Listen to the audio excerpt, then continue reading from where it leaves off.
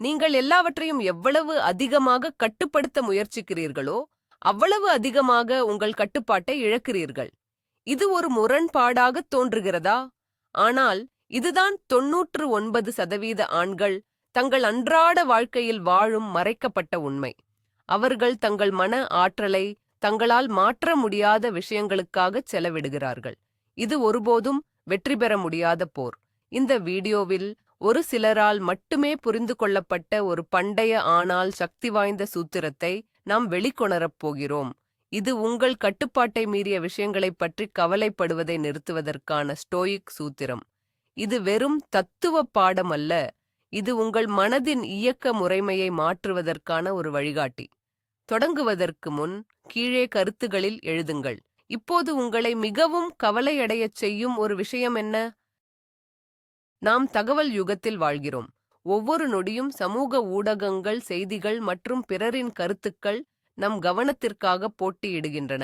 வெற்றி பெற வேண்டும், மேம்பட வேண்டும், எல்லாவற்றையும் சரியாக செய்ய வேண்டும் என்ற அழுத்தம் முன்னெப்போதையும் விட அதிகமாக உள்ளது. இந்த தொடர்ச்சியான இரைச்சலுக்கு மத்தியில் ஒரு மனிதன் தனது உள் அமைதியையும் சக்தியையும் எளிதில் இழந்து விடுகிறான். பிரச்சனை என்னவென்றால், நமது கவனம் தவறான இடத்தில் உள்ளது. போக்குவரத்து நெரிசல், பங்குச் சந்தையின் ஏற்ற இறக்கம், சக ஊழியரின் மனநிலை அல்லது ஒரு அரசியல் நிகழ்வின் முடிவு என நம்மால் கட்டுப்படுத்த முடியாத 100 விஷயங்களைப் பற்றி நாம் கவலைப்படுகிறோம். ஒவ்வொரு முறையும் நாம் இதைப் பற்றி கவலைப்படும்போது நமது மிக மதிப்புமிக்க வளமான மன ஆற்றலை வீணாக்குகிறோம். நீங்கள் உங்கள் சொந்த வாழ்க்கையில் ஒரு பார்வையாளராக உணர்கிறீர்களா? நிகழ்வுகளுக்கு எதிர்வினையாற்றுகிறீர்களே தவிர அவற்றை உருவாக்குவதில்லை என்று தோன்றுகிறதா? இந்த உணர்ச்சிதான் நம்மை பலவீனப்படுத்துகிறது. இந்த வீடியோ உணர்ச்சிக்கு ஒரு முற்றுப்புள்ளி வைக்கப் போறது. ஸ்டோயிக் மனதின் முதல் தூண் கட்டுப்பாட்டின் இருமை. இது மிகவும் எளிமையான ஆனால் ஆழமான கருத்து. உலகில் உள்ள அனைத்தையும் 2 வகைகளாக பிரிக்கலாம்: உங்கள் கட்டுப்பாட்டில் உள்ளவை மற்றும் உங்கள் கட்டுப்பாட்டில் இல்லாதவை. அவ்வளவுதான். உங்கள் கட்டுப்பாட்டில் உள்ளவை எவை? உங்கள் எண்ணங்கள், உங்கள் தீர்ப்புகள், உங்கள் செயல்கள், உங்கள் விருப்பங்கள், அடிப்படையில் உங்கள் மனதிற்குள் நடக்கும் அனைத்தும். உங்கள் கட்டுப்பாட்டில் இல்லாதவை எவை? மற்ற அனைத்தும். மற்றவர்களின் கருத்துக்கள், வானிலை, பொருளாதாரம், உங்கள் உடல் நலம். நீங்கள் அதை பாதிக்கலாம், ஆனால் முழுமையாக கட்டுப்படுத்த முடியாது. மற்றும் மரணம். ஒரு வலிமையான மனிதனுக்கும் பலவீனமான மனிதனுக்கும் உள்ள வித்தியாசம் என்னவென்றால், அவன் தன் நேரத்தையும் சக்தியையும் எங்கே முதலீடு செய்கிறான் என்பதுதான். பலவீனமான மனிதன் வெளிப்புற நிகழ்வுகளை மாற்றப் போராடுகிறான். வலிமையான மனிதன் தனது உள் பிரதிபலிப்பை மாஸ்டர் செய்ய போராடுகிறான். இதுவே உண்மையான சக்தியின் பிறப்பிடம். உங்கள் மனதை ஒரு தோட்டமாக கற்பனை செய்து பாருங்கள். நீங்கள் எதை விதைக்கிறீர்களோ அது வளரும். நீங்கள் கவலை, கோபம் மற்றும் விரக்தியின் விதைகளை விதைத்தால் நீங்கள் அதையே அறுவடை செய்வீர்கள். இவை அனைத்தும் உங்கள் கட்டுப்பாட்டிற்கு அப்பாற்பட்ட விஷயங்களில் கவனம் செலுத்துவதால் வளரும் களைகள். மறுபுறம், நீங்கள் அமைதி, ஒழுக்கம் மற்றும் காரணத்தின் விதைகளை விதைத்தால் உங்கள் உள் உலகம் ஒரு சக்தி வாய்ந்த கோட்டையாக மாறும். ஸ்டோய்சிசம் என்பது உங்கள் தோட்டத்தில் என்ன நடக்கிறது என்பதை தேர்ந்தெடுக்கும் செயல். ஒவ்வொரு முறையும் ஒரு எதிர்மறை எண்ணம் அல்லது கவலை உங்கள் மனதில் நுழையும் போது உங்களை நீங்களே கேட்டுக்கொள்ளுங்கள்: இது என் கட்டுப்பாட்டில் உள்ளதா? பதில் இல்லை என்றால் அது உங்கள் தோட்டத்தில் வளர அனுமதிக்கக்கூடாத ஒரு களை. அதை உணர்வு பூர்வமாக பிடுங்கி எறியுங்கள். இது முதலில் கடினமாக இருக்கலாம், ஆனால் ஒவ்வொரு முறையும் நீங்கள் இதைச் செய்யும்போது உங்கள் மனத்தசை வலுவடைகிறது.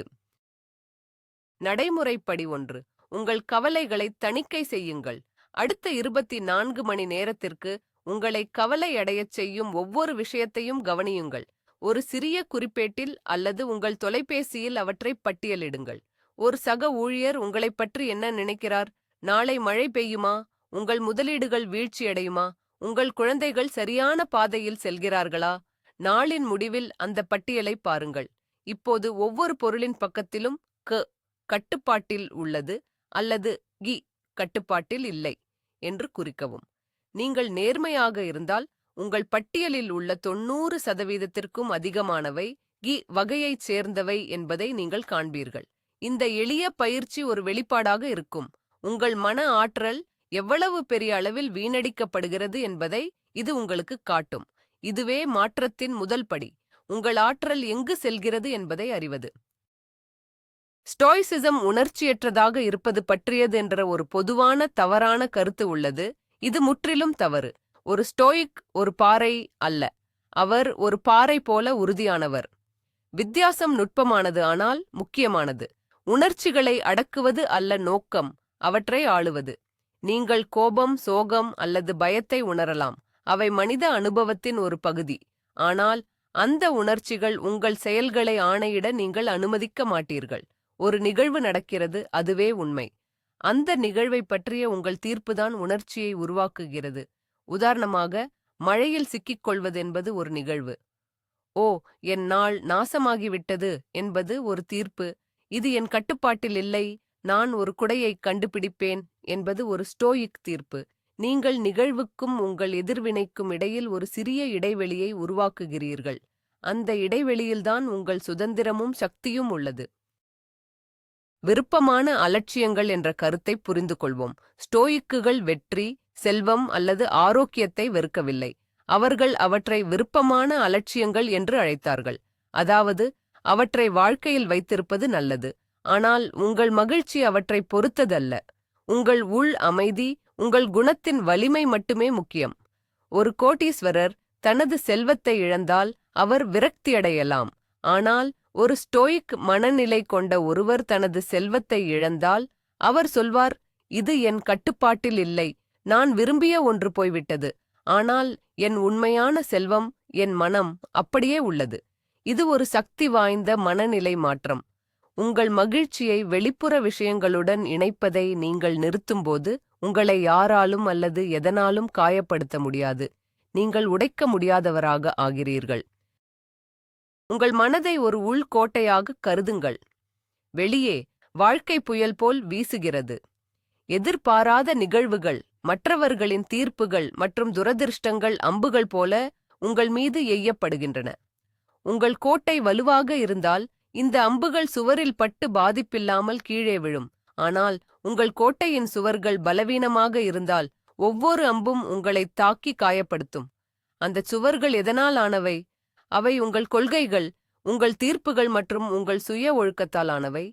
ஒவ்வொரு முறையும் நீங்கள் உங்கள் கட்டுப்பாட்டில் உள்ளவற்றில் கவனம் செலுத்தி இல்லாதவற்றை நிராகரிக்கும்போது நீங்கள் உங்கள் கோட்டையின் சுவரில் ஒரு கல்லைச் சேர்க்கிறீர்கள். காலப்போக்கில் இந்த கோட்டை எந்த வெளிப்புறத் தாக்குதலையும் தாங்கும் அளவுக்கு வலுவாகிறது. இதுதான் உண்மையான மனப்பாதுகாப்பு. எதிர்மறை காட்சிப்படுத்தல். இது ஒரு சக்தி வாய்ந்த ஸ்டோயிக் பயிற்சி. இது எதிர்மறையாக சிந்திப்பது அல்ல, மாறாக நீங்கள் ஏற்கனவே வைத்திருப்பதை பாராட்டத் தயாராவது. ஒவ்வொரு காலையும் ஒரு நிமிடம் எடுத்துக்கொள்ளுங்கள். உங்களிடம் உள்ள முக்கியமான விஷயங்களை நீங்கள் இழந்துவிட்டதாக கற்பனை செய்து பாருங்கள். உங்கள் வேலை, உங்கள் வீடு, உங்கள் அன்புக்குரியவர்கள். இது உங்களை மனச்சோர்வடையச் செய்வதற்காக அல்ல, மாறாக அவற்றை நீங்கள் எவ்வளவு அதிர்ஷ்டசாலி என்பதை உங்களுக்கு நினைவூட்டுவதற்காக. நாம் விஷயங்களை சாதாரணமாக எடுத்துக்கொள்கிறோம்.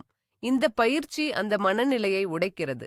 இது உங்களை மிகவும் நெகிழ்ச்சியுடையவராக ஆக்குகிறது. ஏனென்றால் மோசமானதை நீங்கள் ஏற்கனவே உங்கள் மனதில் எதிர்கொண்டிருந்தால் நிஜ வாழ்க்கையில் சிறிய பின்னடைவுகள் உங்களை அவ்வளவாக பாதிக்காது. நீங்கள் நன்றியுணர்வுடனும் வலிமையுடனும் நாளைத் தொடங்குகிறீர்கள். உங்கள் தீர்ப்புகளின் சக்தி. ஸ்டோயிக் தத்துவஞானி எபிக்டெட்டஸ் கூறினார், மக்களை கலவரப்படுத்துவது விஷயங்கள் அல்ல, மாறாக அவர்கள் விஷயங்களைப் பற்றி எடுக்கும் தீர்ப்புகள்தான். இது ஸ்டோயிசிசத்தின் மையக்கருத்து. போக்குவரத்து நெரிசல் என்பது வெறும் கார்களின் வரிசை. அது மோசமானது அல்லது மன அழுத்தத்தை ஏற்படுத்துகிறது என்பது உங்கள் தீர்ப்பு. அவமானம் என்பது ஒருவரின் வார்த்தைகள் மட்டுமே, அது வலியை ஏற்படுத்துகிறது என்பது உங்கள் தீர்ப்பு. நீங்கள் இந்த தீர்ப்புகளை அகற்ற முடிந்தால் நிகழ்வின் சக்தி மறைந்துவிடும். இது பயிற்சியின் மூலம் வரும் ஒரு திறமை. அடுத்த முறை உங்களை வருத்தப்படுத்தும் ஒன்று நடக்கும்போது நிறுத்துங்கள். என்ன நடந்தது என்று கேளுங்கள். பின்னர் இதைப் பற்றி நான் என்ன தீர்ப்பு எடுக்கிறேன் என்று கேளுங்கள். அந்த தீர்ப்பை நீங்கள் மாற்றினால் உங்கள் உணர்ச்சியையும் மாற்றலாம். செயலில் கவனம் செலுத்துங்கள், விளைவுகளில் அல்ல. ஒரு வில்லாளனைப் பற்றி சிந்தியுங்கள். அவனால் எதைக் கட்டுப்படுத்த முடியும்? அவனது நிலைப்பாடு, அவனது சுவாசம், அவன் வில்லை இழுக்கும் விதம் மற்றும் அவன் அம்பை விடுவிக்கும் தருணம். அவனால் எதைக் கட்டுப்படுத்த முடியாது? திடீரென்று வீசும் காற்று, இலக்கு சற்று நகர்வது, அல்லது அம்பின் பாதையில் பறக்கும் ஒரு பறவை. ஒரு புத்திசாலி வில்லாளன் தனது முழு கவனத்தையும் செயல்முறையின் மீது செலுத்துகிறான். அவன் அம்பை சரியாக எய்தால் அவனது வேலை முடிந்தது. அம்பு இலக்கை தாக்கினாலும் தாக்காவிட்டாலும் அது அவனது கட்டுப்பாட்டிற்கு அப்பாற்பட்டது. உங்கள் வாழ்க்கையிலும் இதை பயன்படுத்துங்கள். உங்கள் முயற்சியில் சிறந்து விளங்குங்கள். வேலையைச் செய்யுங்கள். அதன் பிறகு முடிவை பிரபஞ்சத்திடம் விட்டுவிடுங்கள். உங்கள் மதிப்பு உங்கள் முயற்சியில் உள்ளது, விளைவுகளில் அல்ல. உங்கள் எதிர்வினைகள் மட்டுமே உங்கள் சொத்து. இந்த உலகில் நீங்கள் உண்மையிலேயே சொந்தமாக வைத்திருப்பது ஒன்று மட்டுமே, உங்கள் விருப்பம். உங்கள் எதிர்வினைகளை தேர்ந்தெடுக்கும் திறன். உங்கள் வேலையை நீங்கள் இழக்கலாம், உங்கள் உறவுகள் முறியலாம், உங்கள் உடல் நலம் கொசினி என்சிவிசிசியு. ஆனால் யாரும் எந்த சூழ்நிலையும் நீங்கள் எப்படி பிஆர்டி கிரீக் வேண்டும் என்பதை உங்களிடமிருந்து பறிக்க முடியாது. இதுவே மனிதனின் இறுதி சுதந்திரம். மக்கள் இதை உணராத போது அவர்கள் தங்களை பாதித்துலுகாக கருதுகிறார்கள். அவர் என்ன கோபப்படுத்தினார், இந்த சூழ்நிலை என்ன மன அழுத்தத்திற்கு ஆளாக்கியது என்று அவர்கள் கூறுகிறார்கள். ஒரு ஸ்டோயிக் இதை ஒருபோதும் சொல்ல மாட்டார். அவர் சொல்வார், நான் கோபப்பட தேர்ந்தெடுத்தேன், நான் மன அழுத்தத்தை உணரத் தேர்ந்தெடுத்தேன். இந்த சிறிய மொழி மாற்றம் முழு அதிகாரத்தையும் உங்களிடமே திருப்புகிறது. நீங்கள் இனி பாதித்து அல்ல, நீங்கள் ஒரு தேர்வாளர். மற்றவர்களை கையாளுதல். ஒரு ஸ்டோயிக் அணுகுமுறை. நம்முடைய பெரும்பாலான கவலைகள் மற்றவர்களிடமிருந்து வருகின்றன. அவர்கள் என்ன சொல்வார்கள், என்ன செய்வார்கள், நம்மைப் பற்றி என்ன நினைப்பார்கள்? ஸ்டோயிக் உண்மை இதுதான். மற்றவர்களின் செயல்களோ எண்ணங்களோ உங்கள் கட்டுப்பாட்டில் இல்லை. அவர்கள் தங்கள் சொந்த மனதின் தயாரிப்புகள். ஒரு நபர் உங்களிடம் முரட்டுத்தனமாக நடந்து கொண்டால் அது உங்களை பற்றியதல்ல, அது அவர்களைப் பற்றியது.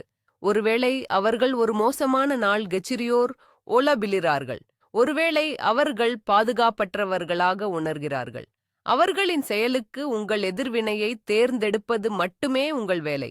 நீங்கள் கோபத்துடன் பியாட்டுகிரிக்கலாம், அல்லது நீங்கள் புரிதலுடனும் அமைதியுடனும் பியாட்டுகிரிக்கலாம். ஒரு நாய் குரைத்தால் நீங்கள் டிரிக்யூ குறைக்க மாட்டீர்கள், இல்லையா? அதே தர்க்கத்தை பயன்படுத்துங்கள். ப்ரீமெடிட்டாடியோ மலோரம். தீமைகளை முன்கூட்டியே தியானித்தல். இது எதிர்மறை காட்சிப்படுத்தலின் ஒரு மேம்பட்ட வடிவம். இது உங்கள் நாளில் அல்லது ஒரு குறிப்பிட்ட திட்டத்தில் என்னென்ன தவறாகப் போகலாம் என்பதை வேண்டுமென்றே சிந்திப்பதாகும். ஒரு முக்கியமான கூட்டத்திற்குச் செல்கிறீர்களா? போக்குவரத்து நெரிசலில் சிக்கிக் கொள்ளலாம். உங்கள் விளக்கக்காட்சி வேலை செய்யாமல் போகலாம். உங்கள் முதலாளி ஒரு மோசமான மனநிலையில் இருக்கலாம் என்று கற்பனை செய்து பாருங்கள். இதன் நோக்கம் கவலையை அதிகரிப்பது அல்ல, மாறாக உங்களை தயார்படுத்துவது. ஒவ்வொரு சாத்தியமான தடைக்கும் நீங்கள் எப்படி அமைதியாகவும் பகுத்தறிவுடனும் பிஆர்டியை கரிக்கப் போகிறீர்கள் என்று திட்டமிடுங்கள். இப்படிச் செய்வதன் மூலம் நீங்கள் அதிர்ச்சியின் கூறுகளை அகற்றுகிறீர்கள். ஒரு பிரச்சனை ஏற்படும்போது நீங்கள் பீதியடைய மாட்டீர்கள் என்றால் நீங்கள் அதை ஏற்கனவே உங்கள் மனத்தில் சந்தித்து விட்டீர்கள். நீங்கள் தயாராக இருப்பீர்கள். அமோர் ஃபாத்தி. உங்கள் விதியை நேசித்தல். இது ஸ்டோயிக் சிந்தனையின் உச்சம். நடப்பவற்றை ஏற்றுக்கொள்வது மட்டுமல்ல, அவற்றை விரும்புவதும். உங்கள் வாழ்க்கையில் நடக்கும் அனைத்தும் நல்லது மற்றும் கெட்டது உங்களை உருவாக்குகிறது. ஒரு தடை என்பது உங்கள் பாதையில் உள்ள ஒரு கல் அல்ல, அதுவே பாதை. உங்களுக்கு நேர்ந்த ஒவ்வொரு கஷ்டமும் உங்களுக்கு ஒரு பாடத்தை கற்பித்தது, உங்களை வலிமையாக்கியது. இந்த மனநிலையுடன் வாழ்க்கையில் எதுவும் தவறானது அல்ல, எல்லாம் அப்படியே இருக்க வேண்டும்.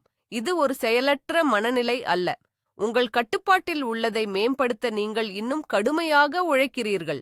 ஆனால் உங்கள் கட்டுப்பாட்டிற்கு அப்பாற்பட்ட விளைவுகளை நீங்கள் போரிடுவதற்கு பதிலாக அரவணைக்கிறீர்கள்.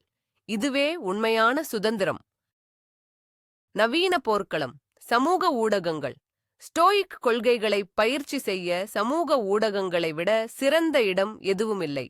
லைக்குகள், கருத்துக்கள் மற்றும் பின்தொடர்பவர்களின் எண்ணிக்கை, இவை அனைத்தும் உங்கள் கட்டுப்பாட்டிற்கு அப்பாற்பட்டவை. அவை மற்றவர்களின் தீர்ப்புகளின் விளைவாகும். உங்கள் சுய மதிப்பை இந்த அளவீடுகளுடன் இணைத்தால் நீங்கள் ஒருபோதும் மகிழ்ச்சியாக இருக்க மாட்டீர்கள். அதற்கு பதிலாக செயல்முறையில் கவனம் செலுத்துங்கள். நீங்கள் உருவாக்கும் உள்ளடக்கத்தின் தரம், நீங்கள் வெளிப்படுத்தும் நேர்மை, இதுதான் உங்கள் கட்டுப்பாட்டில் உள்ளது. யாராவது ஒரு எதிர்மறையான கருத்தை இடுகிறார்களா? அது அவர்களின் கருத்து. அது உங்களை பாதிக்க வேண்டுமா வேண்டாமா என்பதை நீங்கள் தீர்மானிக்கிறீர்கள். ஸ்டோயிக் மனநிலையுடன் சமூக ஊடகங்கள் ஒரு VOSNN அல்ல, அது ஒரு கருவி. ஸ்டோயிசிசத்தின் உடல் வெளிப்பாடு. உங்கள் உள்நிலை உங்கள் வெளிப்புற நடத்தையை பாதிக்கிறது. நீங்கள் உங்கள் உணர்ச்சிகளை கட்டுப்படுத்தி உங்கள் கட்டுப்பாட்டில் உள்ளவற்றில் கவனம் செலுத்தும்போது அது உங்கள் உடல் மொழியில் தெரியும். உங்கள் தோள்கள் பின்னோக்கிச் செல்லும், உங்கள் பார்வை நேராக இருக்கும், உங்கள் குரல் நிதானமாகவும் உறுதியாகவும் இருக்கும். நீங்கள் அவசரமாக முடிவுகளை எடுக்க மாட்டீர்கள். நீங்கள் உணர்ச்சிகளின் அடிப்படையில் செயல்பட மாட்டீர்கள். மக்கள் இந்த அமைதியான நம்பிக்கையை உணருவார்கள். அவர்கள் உங்களை ஒரு தலைவராக, ஒரு பாறையாக பார்ப்பார்கள். ஏனென்றால் சுற்றியுள்ள அனைவரும் குழப்பத்தில் இருக்கும்போது நீங்கள் தெளிவாகவும் கட்டுப்பாட்டுடனும் இருக்கிறீர்கள். இது போலி விஸ்வாசன் அல்ல, இது உண்மையான உள் வலிமையிலிருந்து வருகிறது. ஒரு உண்மையான ஸ்டோயிக்கின் சோதனை. மார்கஸ் அரேலியஸை மேற்கோள் காட்டுவது உங்களை ஒரு ஸ்டோயிக்காக மாற்றாது. உங்கள் வாழ்க்கை சீராகச் செல்லும்போது அமைதியாக இருப்பது எளிது. உண்மையான சோதனையெல்லாம் தவறாகப் போகும்போது வருகிறது.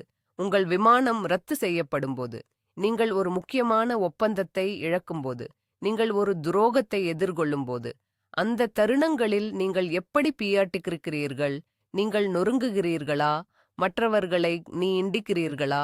அல்லது பிரபஞ்சத்தை சபிக்கிறீர்களா? அல்லது நீங்கள் ஒரு கணம் மூச்சை இழுத்து, இது என் கட்டுப்பாட்டில் இல்லை, இப்போது என் கட்டுப்பாட்டில் என்ன இருக்கிறது என்று கேட்கிறீர்களா?